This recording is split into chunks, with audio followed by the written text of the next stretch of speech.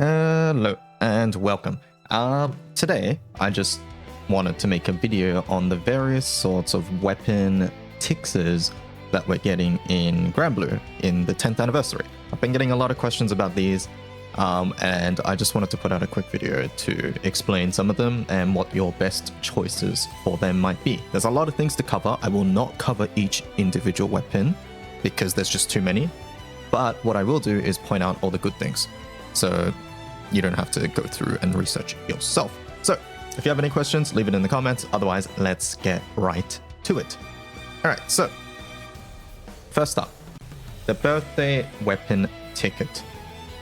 What you need to know about this ticket, first of all, is that everything in this ticket is fully farmable in-game. Some of them, like the Proving Grounds weapons, are tied to certain events, but for the most part, you can farm all of them at any time in the game.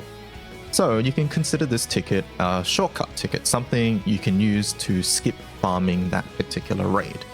With that in mind, some of these weapons are good and some of them become less good because of that reason. For example, the Ennead weapons. These weapons, some of them are quite good actually, but if you read the description, they come at level 150, skill level 15, and awakening level 1. Awakening is a big part of these weapons and something we'll talk about later with the Revans ticket as well. Awakening is a big part, and since it comes at awakening level 1, which essentially means no awakening at all, you have to go and farm the raid anyways. So if you're going to go farm the raid anyways, you're going to get the weapon as well. So picking an Ennead here, is not too ideal in my opinion, because you just have to go farm it anyways, and this is a ticket that will help you skip farming in particular raid.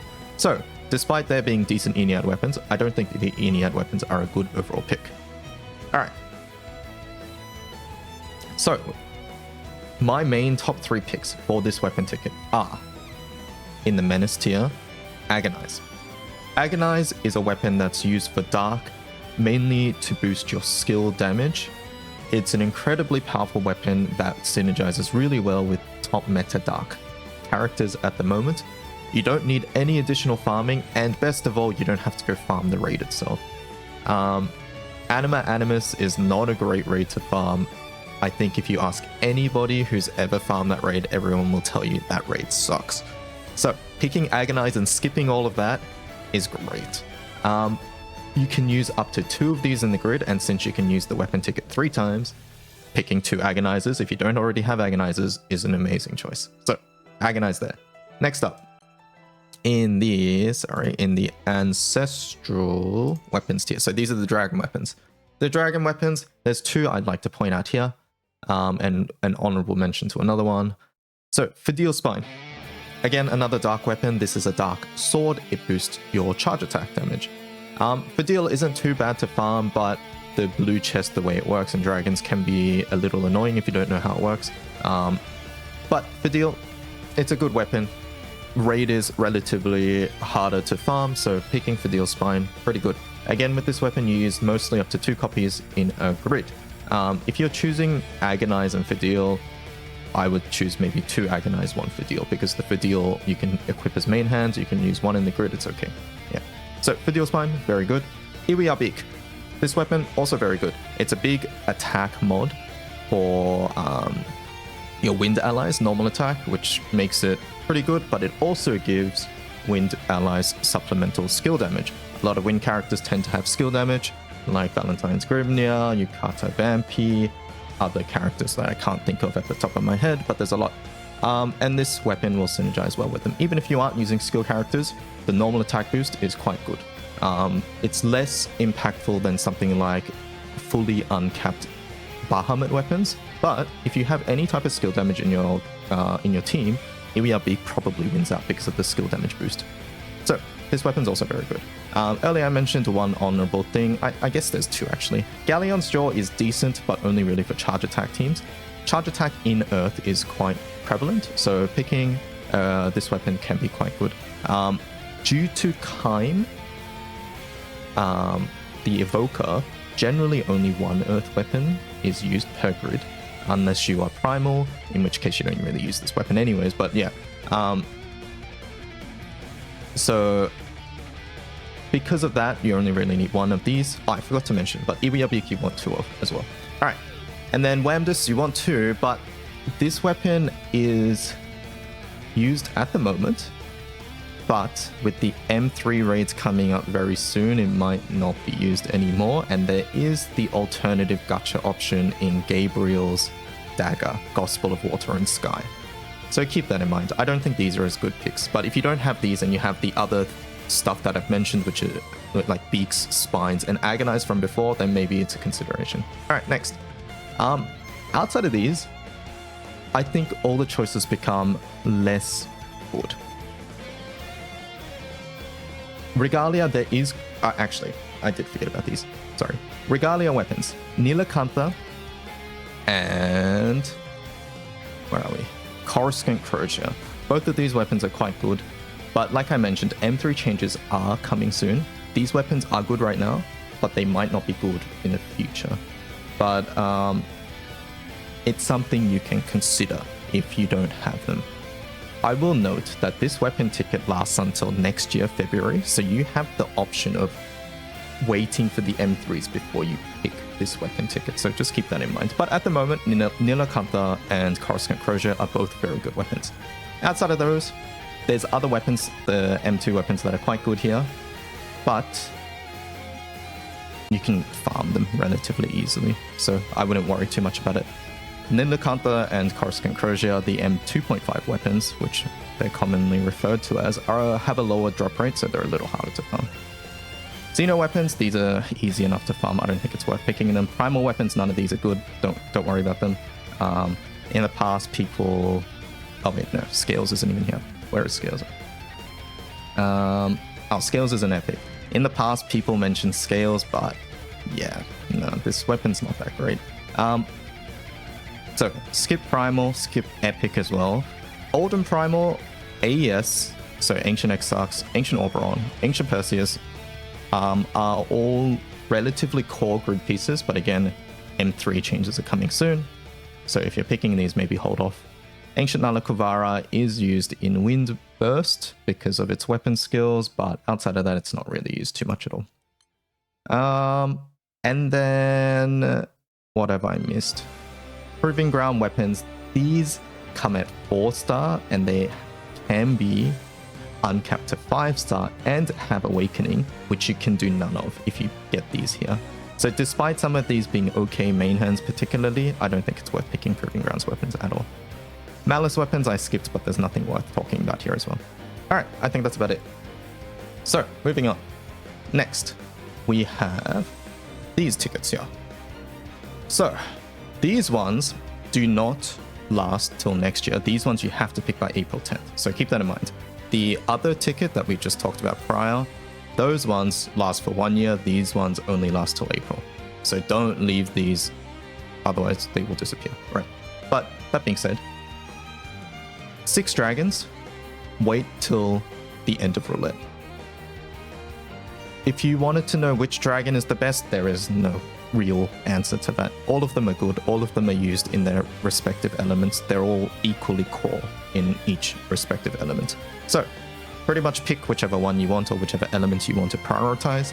But like I said, wait till the end of roulette because all of these guys are in the gacha. So you want to wait for your roulette pulls because maybe, let's say you pick Wilnas, but then you get Wilnas from the roulette and then you no longer want Wilnas anymore. So, and you could have picked somebody else. So just keep that in mind.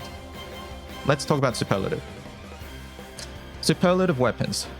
Straight off the bat, I want to let you know that none of these weapons are core or extremely important to their respective elements. They are all incredibly niche and mostly used to just sort of show off or flex. So the choice here is mostly going to come down to what you consider fun or what you think is sort of cool, right? They're for fun weapons for the most part. There are very, very, very hyper-specific scenarios where certain weapons have been used.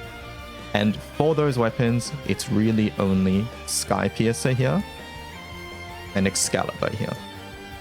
Excalibur has been used mainly for HL content as a main hand weapon. It's been used for like a couple different elements, namely water comes to mind.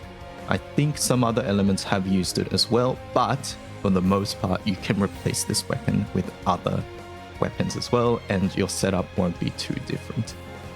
And Sky Piercer has mostly been used for manual burst optimizing and Guild War EX Plus and things like that. It's really, really, really hyper specific that these weapons will make a significant impact on your teams and setups. Most other weapons here, some of them have good effects, some of them have really cool effects, but again, they are very, very niche. So don't stress too much about this pick, but if you have to pick something and you have no clue and you don't know meta-wise, maybe picking Sky Piercer or Excalibur can be an option. Just always consider what other alternatives your element has. For example, if you're picking Excalibur and you are thinking for Earth, a weapon called Hunting exists, which is a much more premium weapon and more ubiquitous as well. So just keep that in mind, yeah. All right, next, Revans. Revans Weapons. So all of these Revans weapons come at level 150, skill level 15, and awakening level 1, just like the Ennead weapons from before. What this means is that some of these Revans weapons are not as good as they can be with awakening. So there's like sort of two different rankings here, because some of these weapons are really good, but they sort of require their awakening, and others are decent even without their awakening, right? And to get the awakening uncapped, or like to raise it higher, you need to farm the raid anyways, right? So if you're gonna have to farm the raid anyways, then you're gonna get weapon drops of this anyways as well, right? As you're farming it. So it's sort of this like weird sort of like balance that you have to weigh up. So with that in mind, my recommendation here is assuming that you can't farm the raid and you just want a weapon that will help you out the most right now. Okay? So with that in mind, Schrodinger for water is quite good. Even without awakening, it's decent. It gives you boost to your charge attack damage, and charge attack damage early on is especially good. And this weapon has decent stats too. So even without awakening, Schrodinger is a recommended pick from me. The other weapon here that actually shines quite well without awakening is Forbidden Agustia. Forbidden Agustia is a Omega boosted weapon, so for Celeste, Dark, and even without awakening, it gives you a ton of offensive boosts. It will cut your HP by 20%, but with one copy that is. But if you are really short on HP, you can always just use a potion or something, and normally that cut isn't too impactful, but if it is, like I said, you can just potion anyways. Alright, in the middle tier, I'd put Sete, Bang of the Dragon Slayer, and Extinction Blade, I guess. I'll explain each one. Sete is a good weapon, but the thing about Sete is that it's a weapon that gets better the more you put in your grid. So one in your grid won't actually change that much. You want more copies in your grid, like 3 or 4 or something like that, which means you have to go farm the raid anyways. And Sete really, really wants its awakening too for it to be impactful. So for that reason, it's in the middle tier. It's not a bad weapon, but you just want more of it. You need to farm awakening anyways. Fang of the Dragon Slayer. This weapon is actually quite good. But the problem with Fang of the Dragon Slayer is that it has this mod which takes damage every turn. So each turn your team takes this passive amount of damage, and it's really hard to have enough sustain to counteract that, especially early on. This weapon is good without its awakening, but because of that reason alone, it's sort of dropped a bit in priority in my mind. If you have Hunting, this weapon synergizes very well with Hunting, so it's probably a good pick if you don't want to farm Seek, but look, you want to farm it anyways, again, because of Awakening. And then finally, Extinction Blade. Extinction Blade is a good weapon, but this weapon really does want Awakening. But if you want to, I guess, reduce your farm a little bit, then picking this is okay. Alright. Next up, In the bottom tier, unfortunately, is Symmetria. Symmetria is, it wants its awakening, and at base, it's not that great. It's mostly only for Zeus, and it's a free-to-play option for some gacha options that exist already for the element as well. So that's the Revans tier as well. Okay, so I think that about covers everything. I'm planning on making a separate video for the current scam, and in conjunction with this, the anniversary ticket later. So hopefully that drops soon, and I hope this video was helpful to you. Sorry if I ranted or paused just to think about things here and there. It is unscripted. I just want to get these videos out because there's a lot of questions, and right now I am a bit ill and busy doing other stuff, so it's hard for me to make edited videos. So this is mostly just to get the info out there. All right, anyways, I'm out for now. Have a good one. Good luck with your roulette. Catch you guys later. Bye bye.